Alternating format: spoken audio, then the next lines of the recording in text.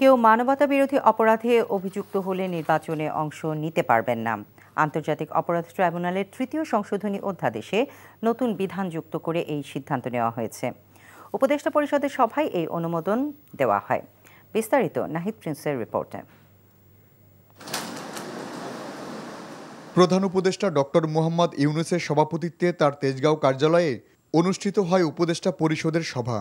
বৈঠকে আন্তর্জাতিক অপরাধ ট্রাইব্যুনাল আইনে নতুন একটি ধারা সংযোজনের সিদ্ধান্ত হয়।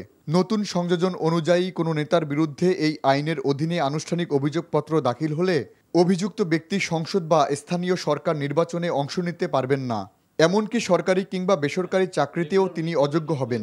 অধ্যাদেশটির মাধ্যমে ইন্টারন্যাশনাল ক্রাইমস ট্রাইব্যুনাল অ্যাক্ট 1973 এর নতুন সেকশন 20C যুক্ত করা হয়েছে। কোনো ব্যক্তির বিরুদ্ধে উক্ত আইনের মানে আইসিটি লয়ের সেকশন 9(1) এর অধীনে আনুষ্ঠানিক অভিযোগপত্র ফর্মাল চার্জ দাখিল হলে তিনি সংসদ সদস্য হিসেবে নির্বাচিত হওয়া বা বহাল থাকার অযোগ্য হবেন। প্রজাতন্ত্রের চাকরিতে নিয়োগ পাওয়া বা অন্য কোনো পাবলিক অফিসে অধিষ্ঠিত হওয়ারও অযোগ্য হবেন।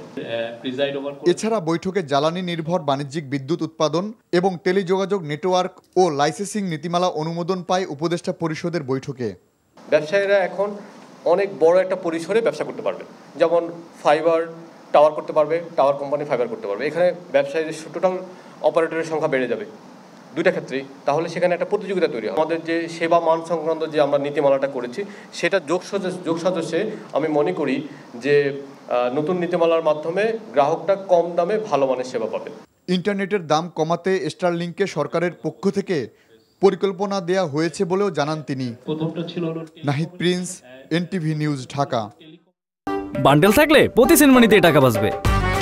বিকাশ সেনমানি বান্ডেল কিনে জিতুন প্রতি লেনদেনে।